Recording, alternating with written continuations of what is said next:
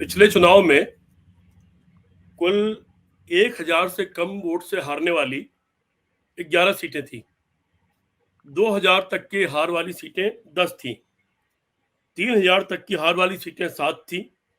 4000 तक की हार वाली सीटें 12 थी। 5000 तक की हार वाली सीटें 14 थी। इसका मतलब 54 सीटें ऐसी थी जो 5000 वोट से कम में हारी थी। 5000 से 10,000 के बीच में जो सीटें थी वो 72 थी और 20,000 तक की जो सीटें हार हुई थी वो 245 थी। पिछले चुनाव में 2017 वाले में विधानसभा में समाजवादी पार्टी को 21.82% वोट मिला था, जबकि बीएसपी को 22.23% वोट मिला था और बीजेपी का तो आपको पता ही है, कांग्रेस को 6.25 मिला था। ये पुराने आंकड़े हैं। पिछले चुनाव में समाजवादी पार्टी 172 सीट पर नंबर 2 रही थी। बहुजन समाज पार्टी 118 सीट पर नंबर 2 थी। बीजेपी 51 सीट पर नंबर 2 थी केवल। कांग्रेस पार्टी अध्यक्ष केवल 7 सीट पाई थी, लेकिन 48 सीट पर नंबर 2 रही थी। ये पिछले चुनाव के आंकड़े हैं।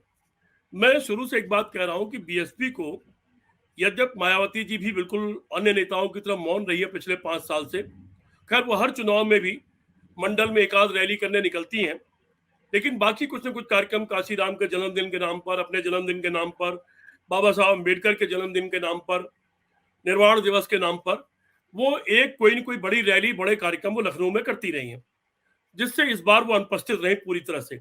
पिछले अभी चुनाव से जस्ट पहले जरूर एक कार्यक्रम उन्होंने किया था, तो उसका एक जरूर उनको खामियाजा भुगतना पड़ रहा है।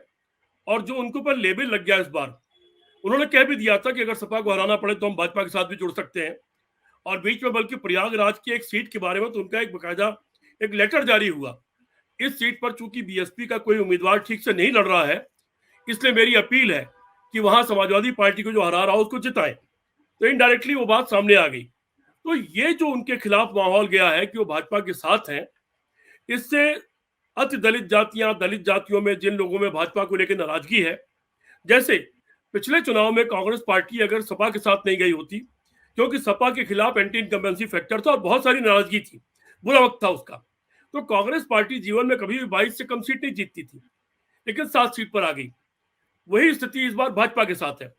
भाजपा के खिलाफ जनता की नाराजगी है और ऐसे में मायावती का ये कहना कि हम भाजपा का साथ दे सकते हैं या सपा को हराएं और जो उनको हरा रहा हो उसको जिताएं, तो वो इंडिकेशन निश्चित तौर पर भाजपा के साथ बसपा को भी डुबोएगा। पर फिर भी उनके कुछ कैंडिडेट छिटपुट जगह पर, अलग अलग जगह बहुत मजबूत है, जातिगत और धार्मिक समीकरण के हिसाब से और वहां के अन्य प्रत्याशियों के मुकाबले में वो ठीक है, इसलिए कुछ सीट उनको मिलेगी।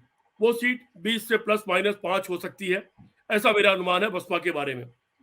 बहुत सारे लोग सोच रहे हैं कि बसपा कोई बड़ा करिश्मा कर देगी, उस पर मुझे कुछ डाउट है। कांग्रेस भले हम लोग उम्मीद जो कर रहे हैं कि शायद 10 से 15 के बीच में रहे, हो सकता है कि वो कहीं कहीं आश्चर्यचकित हमें न कर दे, क्योंकि भीड़ बहुत जुट रही है उनके लिए, प्रियंका गांधी के लिए। बहुजन समाज पार्टी से कोई बहुत ज्यादा उम्मीद मुझको अब नहीं लग रही। शुरू में लग रहा था कि शायद वो 40 सीट से 50 तक ले जाएं, लेकिन दिनों दिन जो जो चुनाव का हम लोग का पैटर्न देख रहे हैं और जगह जगह बात कर रहे हैं, वो हालात अब उस तरह से नजर नहीं आ रहे हैं। यद्यप हमारे एक मित्र जो बुंदेलखंड इलाके के रहने वाले, उन्होंने कहा कि यहाँ तो मायावती ही लड़ रही है, लेकिन वो लड़ाई मुझे उतनी गंभीर नजर नहीं आ रही है। तो ये सारे हालात हैं और जनता जब लड़ने लगती है तो जनता का जो दर्द होता है वो किसी को हराने के लिए होता है, और फिर जनता ये देखती है कि जनता हरा कौन सकता है, तो हरा जो सकता है फिर जनता उसको वोट डालती है। और वही पैटर्न आपको इस पूरे चुनाव में पहले से लेकर आखिरी तक दिखलाई पड़ेगा। पांचवें छठे चरण का जरूर मुझे शुरू में लग रहा था कि बीजेपी हो सकता है कि वहां पर अपनी कुछ इज्जत बचा ले, लेकिन मान लीजिए अगर वहां पर 24 बीजेपी को मिला होगा तो 22-23 विपक्ष की पार्टी को मिला होगा, या बीजेपी को 22 मिला होगा तो 24-25 विपक्ष की पार्टी को मिला होगा। इससे ज्यादा उम्मीद मुझे वहां पर भी नजर नहीं आई 2 चरणों में। लेकिन उसके पहले और उसके बाद के सारे चरण वो टोटल बीजेपी के खिलाफ गए। लखनऊ और उसके आसपास के कुछ एरिए कुछ इस तरह के हैं कि वहां विपक्षी पार्टियों का कोई बहुत आधार पहले से बहुत ज्यादा रहा नहीं है। तो जब आप आधारहीन होते हैं, जैसे कांग्रेस आधारहीन है, तो उसको बाकी वोट नहीं मिल पाते। उसका कुछ फायदा शायद थोड़ा सा भाजपा को मिले, लेकिन वो ऐसा नहीं है कि वो कहीं आगे निकल जाए।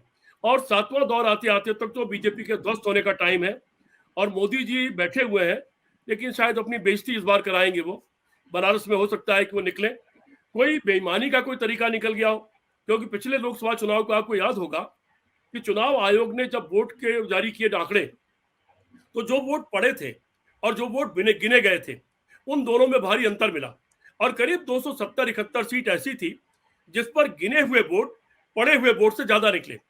और जो ही लोगों ने इस पर ध्यान दिया और उसके बारे में लिखा, तुरंत चुनाव आयोग ने अपनी वेबसाइट से वो पूरे आंकड़े हटा दिए। मुझे आश्चर्य है कि राष्ट्रीय स्तर की पार्टी और नेतृत्व ने उसके खिलाफ तत्काल मुकदमे कायम क्यों नहीं किए सर्वोच्च न्यायालय में। मुझे आश्चर्यचकित, मैं बहुत आश्चर्यचकित इस बात को लेकर के। और निश्चित तौर पर बहुत सारे लोगों ने उसके स्क्रीनशॉट रख लिए थे, उसके रिकॉर्ड रख लिए थे। उस पर एक बड़ी संवैधानिक कानूनी लड़ाई लड़ी जानी चाहिए थी, वो क्यों नहीं हुई वो मैं समझ नहीं पा रहा हूँ। उसी तरह की अगर कोई गड़बड़ियां हैं पोलिंग बूथ पर, मेरे बूथ के खुद काम करने वालों ने यह बताया मुझे कि हर बार क्या होता है कि बटन दबाने वाले लोग बहुत बार बटन दबा के बिना वोट डाले चले जाते हैं। लास्ट में जब टैली किया जाता है तो ये देखा जाता है कि जितने वोट पड़े हैं वो एक्चुअली पड़े कि नहीं पड़े, और नहीं पड़े होते हैं तो प्रशासनिक अधिकारियों का स्पष्ट आदेश होता है कि चाहे जो करना पड़े उस टैली को बराबर कर दिए, उतने वोट आप डाल दीजिए, चाहे जो सख्ती करनी पड़े। और ये जो सख्ती करने वाला वोट है, क्या इसमें घपला घोटाला होगा? वो पुरानी पेंशन के नाम पर उस तरफ चला जाएगा या सत्ता के दबाव में उधर चला जाएगा? तीसरी चीज, अभी जो तमाम सिपाहियों ने, आपके ही पास ही ऑडियो था, आपने कार्यक्रम किया था कि हमारा तो आधार कार्ड ले लिया गया और सब कुछ ले लिया गया, हमको नहीं पता हमारा वोट कहाँ पड़ा। तो ये जो 30-40 लाख कर्मचारियों के वोट है, ये अच्छी खासी संख्या है। क्या इसको दबाव डाल करके कोई वोट कोई एक तरफा डाला गया है? इस तरह की जो तमाम हालात हैं, ये थोड़ी शंका पैदा करते हैं इन 54 से लेकर 72 तक सीटों में। 54 सीटें वो जो 5000 से पहले पिछली बार जीत हार हुई थी, इस बार कितनी होगी नहीं मालूम। तेजस्वी के केस में हो चुका है कि 19 सीट पर थोड़े थोड़े वोट से जो पहले जीत गए थे उनको थोड़े थोड़े वोट से हरा दिया गया प्रशासन द्वारा। ये थोड़ा सख्त लड़ने का मामला है। ये काउंटिंग के दिन चाहे जो हो जाए, चाहे जो मुकदमा लग जाए, अगर ये बेईमानी हो रही हो तो दूसरी शक्तियों को खड़े होकर डट के मुकाबला करने का काम है। और इसको चुनाव की ईमानदारी नहीं माना जा सकता। ये लोकतंत्र की हत्या है। लोकतंत्र की हत्या रोकने से जो भी करना चाहिए वो करना, जो भी करना पड़े वो करना चाहिए, ऐसा मेरा मानना है। सिर्फ इन हालातों को छोड़ करके विपक्ष की मुख्य पार्टी मेरी निगाह में बहुमत से कहीं ज्यादा सीट जीत रही है। मेरा मानना यह है वो 240, 42, 45 से 10% कम और 10% ज्यादा भी हो सकती है। ये मेरा मानना और ये मेरा आकलन है।